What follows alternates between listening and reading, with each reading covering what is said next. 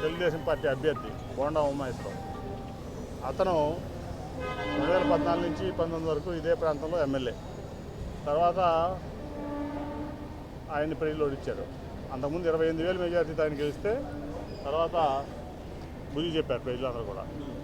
అటువంటి అతను ఒక పక్కా బ్లాక్మెయిల్, ల్యాండ్ గ్రాబ్, స్వతంత్ర సమర యోధుల ల్యాండ్ కూడా గ్రాబ్ చేసినటువంటి హిస్టరీ, చరిత్ర బోండా ఉమామహేశ్వరరావుకు ఉంది. అట్లాగే ఒక రౌడీ గుండా. ఇవాళ మా వెల్లంపల్లి శ్రీనివాస్ గారు వెస్ట్ నియోజకవర్గం చూస్తే అభివృద్ధి అంటే ఏంటో తెలుస్తుంది. ఇవాళ ఇక్కడ సెంట్రల్ నియోజకవర్గంలో మళ్ళీ ఇక్కడ ప్రజలకి అందుబాటులో ఉండి సెంట్రల్ నియోజకవర్గానికి ఒక ధీటైనటువంటి ఎమ్మెల్యేగా రేపు ప్రతి ఇంటిని, గడపని, అట్లాగే సందుని, గొంతుని బాగు చేసే కార్యక్రమం చేయాలని చెప్పి జగన్మోహన్ రెడ్డి గారు ఇక్కడ వెల్లంపల్లి శ్రీనివాస్ గారిని ఇక్కడ అభ్యర్థిగా పెట్టారు. భారీ మెజార్టీతో ఆయన గెలవబోతున్నారు, ఎటువంటి సందేహం లేదు. ఈ బ్లాక్మెయిల్ ఏదైతే ఉన్నాడో, ఈ ల్యాండ్ గ్రాబర్ ఏదైతే ఉన్నాడో, ఈ ఎక్స్ట్రాషనిస్టు, కిడ్నాపరు, ఏది పేర్లు పెట్టినా సరే ఈ బోండా ఉమామహేశ్వరరావు అనే వ్యక్తి ప్రజా జీవితానికి పనికిరాడు. అటువంటి వ్యక్తులను ప్రజలు ఎప్పుడు ఆదరించడం మా వెల్లంపల్లి శ్రీనివాస్ గారిని భారీ మెజార్టీ దగ్గర చూస్తారంటే ఎటువంటి సందేహం లేదు.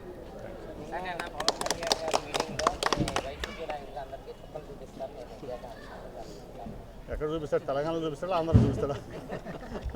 ఎక్కడ చూపిస్తాడు? ఆయన ఉండేది తెలంగాణలో. అప్పుడప్పుడు గెస్ట్ ఆర్టిస్ట్ లాగా వస్తాడు. నేను చూసాను ఆయన స్పీచ్. నేను అసలు ఒక ప్రజా జీవితంలో ప్రజా నాయకుడు ఉండాల్సినటువంటి స్పీచ్ కాదు అది. అతను ప్రజా జీవితం అర్హత ఉందని నేనైతే అనుకోను. అతను చాలా పిచ్చి పిచ్చిగా మాట్లాడాడు. నిజంగా కూడా ప్రజలు అతనికి ఇప్పుడు 24 సీట్లు తీసుకున్నాడు చంద్రబాబు దగ్గర, ముష్టి 24 సీట్లు. నేను పెద్ద గొప్పవాడిని, చించుతా, పొడుస్తా, ఇది చేస్తా వైసీపీ నాయకులు అంటున్నాడు. నువ్వు 2 చోట్ల నుంచున్నావు, గెలిచావా? నువ్వు ఇంతకుముందు 2 చోట్ల నుంచున్నావు, 2 చోట్ల ఓడిపోయిన ఎమ్మెల్యే నువ్వు వచ్చి పెద్ద కవర్లు చెప్తావు. నువ్వు వచ్చి జగన్మోహన్ రెడ్డి గారిని నియమిస్తావు, మళ్ళీ జగన్ గారు నుంచోబెట్టిన అభ్యర్థి మీద 2 చోట్ల ఓడిపోయావు. మీ అన్నయ్య గారు పార్టీ పెట్టి 2 చోట్ల నుంచి ఒక పాపం అట్లీస్ట్ ఒక చోట ఆయన గెలిచాడు చిరంజీవి గారు. ఈయన 2 చోట్ల ఓడిపోయాడు. ఈయన తన గురించి తను ఎక్కువగా ఊహించుకుంటున్నాడు పవన్ కళ్యాణ్ గారు. సో ఆయన వాస్తవంలోకి రావాలి. ఆంధ్రప్రదేశ్లో పరిస్థితులు వాళ్ళకి తెలియదు, ఎందుకంటే వాళ్ళు హైదరాబాద్లో ఉంటారు. అప్పుడప్పుడు ప్రత్యేక విమానాల్లో వచ్చి మళ్ళీ ప్రత్యేక విమానాల్లో వెళ్ళిపోతూ ఉంటారు వెనక్కి.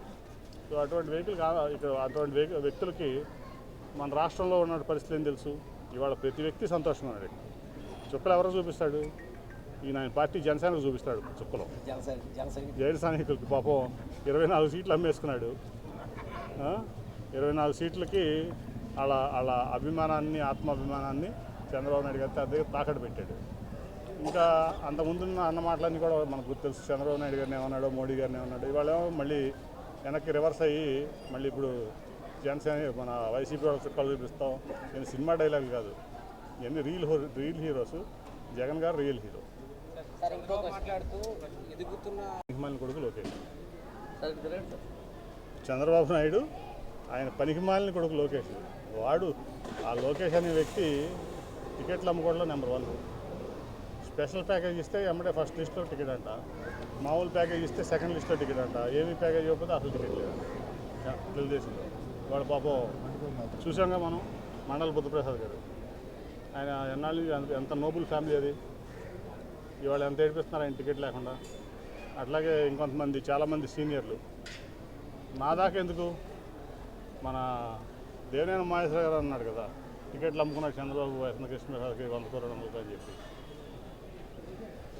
దేవినేని ఉమామహేశ్వరరావు చెప్పాడు కదా, నా దాకా ఎందుకు. ఆయనకి అత్యంత ఆత్మీయుడు, ఆయన కుటుంబ సభ్యుడు అని చెప్పే వ్యక్తే చెప్పాడు. 100-200 ఇక్కడ మైలవరం టికెట్ అమ్ముకున్నాడు చంద్రబాబు నాయుడు అని చెప్పి పబ్లికే చెప్పాడు. దాన్ని బట్టి తెలుస్తుంది ఎవరు టికెట్లు అమ్ముకునేది.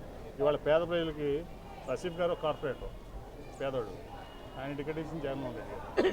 మైలవరం ఒక పేద వ్యక్తి, జెడ్పీటీసీ తిరుపతిరావు యాదవ్, ఒక యాదవ్ సామాజిక వర్గానికి 1952 నుంచి ఎప్పుడు కూడా అక్కడ కమ్మ వాళ్ళు ఎమ్మెల్యేలు చేశారు, కానీ ఏ బ్యాక్వర్డ్ క్యాస్ట్ ఆడ ఎమ్మెల్యేగా చేయలేదు.